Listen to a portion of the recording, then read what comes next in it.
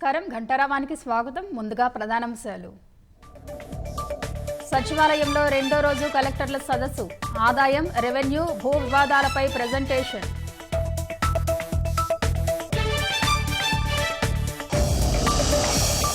IPL betting ను అరికట్టేందుకు ప్రొద్దుటూరు పోలీసుల నిఘా. బుకీల కోసం గాలింపు, గట్టి చర్యలు ఉంటాయని హెచ్చరిక.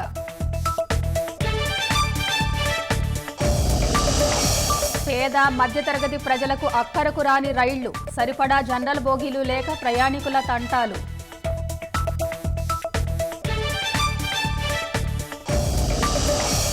ఛత్తీస్గఢ్ మాజీ సీఎం భూపేష్ ఇంట్లో సీబీఐ సోదాలు. బఘేల్ సన్నిహితులు, బంధువుల ఇళ్లలోనూ తనిఖీలు.